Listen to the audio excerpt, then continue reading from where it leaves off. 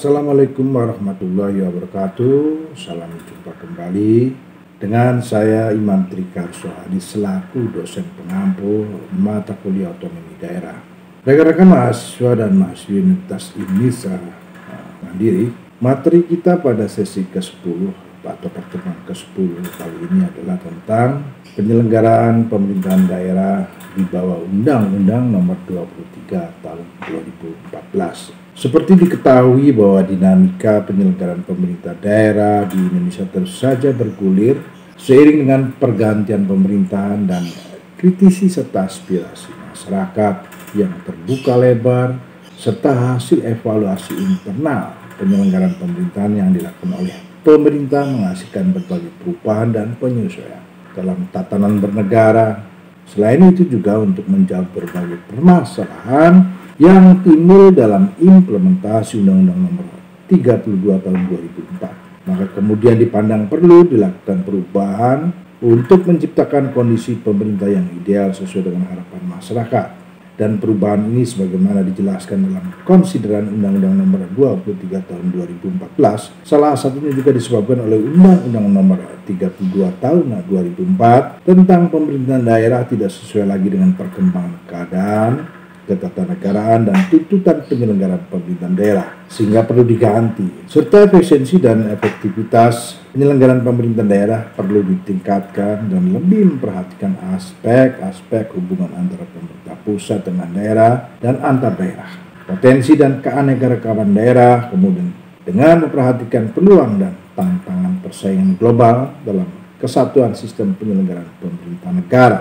dan juga untuk meningkatkan pelayanan, pemberdayaan dan peran serta masyarakat, serta meningkatkan daya saing daerah dengan memperhatikan prinsip demokrasi, pemerintahan, keadilan, dan keikhlasan suatu daerah dalam sistem negara kesatuan Republik Indonesia.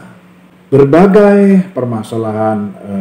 seputaran otonomi daerah diantaranya adalah reposisi peran gubernur yang masih menimbulkan ketidakstabilan pemerintahan daerah, kemudian korupsi oleh pejabat dan legislatif daerah dan disparitas baru dalam pelaksanaan pembangunan di daerah serta berkurangnya jiwa nasionalisme kebangsaan yang mulai memudar seiring dengan kuatnya posisi daerah, berkembangnya paham etnisitas dan primordialisme sehingga membahayakan integrasi nasional serta pelaksanaan pemilihan kepala daerah dan legislatif daerah yang dinilai boros dan menimbulkan konflik horizontal di masyarakat. Maka pemerintah bersama DPR RI berupaya mereformasi ulang Undang-Undang Pemerintahan Daerah guna menggantikan Undang-Undang Nomor 32 Tahun 2004 yang telah beberapa kali dilakukan perubahan. Berdasarkan keterangan pemerintah kepada legislatif atas rancangan Undang-Undang Pemerintahan Daerah, sepakati untuk memecah Undang-Undang 32 Tahun 2004 menjadi 3 undang-undang, yaitu Undang-Undang Pemerintah Daerah, Undang-Undang Desa, dan Undang-Undang tentang Pilkada. Maka berdasarkan kesepakatan tersebut dijadikan rujukan untuk merubah Undang-Undang 32 Tahun 2004 menjadi Undang-Undang Pemerintahan Daerah yang baru dan dibarengi juga dengan penerbitan 2 undang-undang lainnya yang akan memperbaiki penyelenggaraan pemerintahan di pusat dan di daerah. Pada bagian awal rancangan undang-undang pemerintah daerah dimuat pengaturan mengenai hubungan pemerintah pusat dengan pemerintah daerah. Hal ini dimaksudkan sebagai penyamaan persepsi bahwa implementasi otonomi daerah di negara kesatuan Republik Indonesia dengan segala konsekuensinya. Kemudian rujukan utama yang dipakai adalah tetap ketentuan-ketentuan dalam konstitusi yaitu Undang-Undang Dasar 1945. Pemerintah menganggap penting pengaturan ini untuk menghindari berbagai silang pendapat karena interpretasi yang berbeda-beda khususnya menyikapi hubungan pemerintah pusat dengan pemerintah daerah. Dalam pelaksanaan otonomi daerah, khususnya mengenai otonomi khusus dan pengaturan daerah istimewa di Indonesia yang merupakan bentuk dari asymmetrical decentralization, jangan dimaknai sebagai federalisasi, tetapi justru untuk memperkuat desentralisasi itu sendiri dalam pikiran negara kesatuan Republik Indonesia. Sebab itu perlu pengaturan yang jelas dalam Undang-Undang Pemerintahan Daerah yang baru dan substansi itu masuk dalam beberapa isu strategis yang perlu dibahas bersama antara pemerintah dan DPR RI. Secara keseluruhan, terdapat 22 isu strategis yang teridentifikasi yang memerlukan pemikiran yang mendalam, baik pemerintah dan DPR untuk mendiskusikan penyempurnaan dalam rangka revisi Undang-Undang Nomor 32 Tahun 2004, dan ke-22 isu strategis tersebut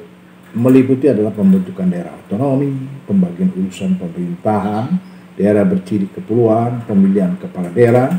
peran gubernur sebagai wakil pemerintah pusat, dan termasuk forum komunikasi pimpinan daerah atau musyawarah, kemudian tentang pemimpin daerah, tentang perangkat daerah, kacamatan, aparatur daerah, peraturan daerah, pembangunan daerah, keuangan daerah, pelayanan publik,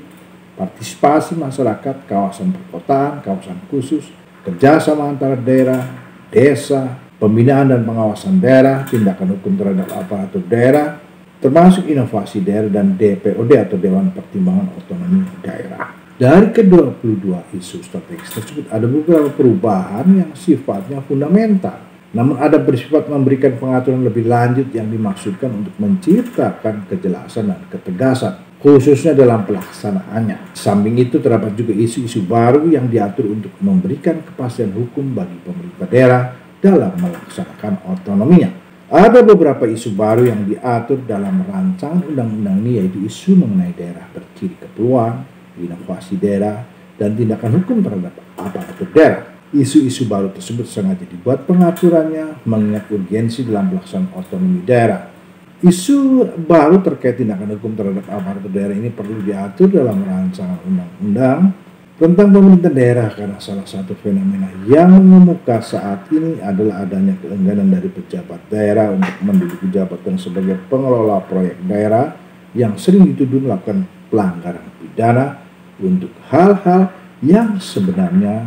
hanya merupakan kesalahan administratif. Untuk itu diperlukan adanya kepastian hukum untuk memberikan landasan bertindak untuk pejabat daerah dalam mengelola proyek-proyek pembangunan yang sangat diperlukan untuk meningkatkan kesejahteraan masyarakat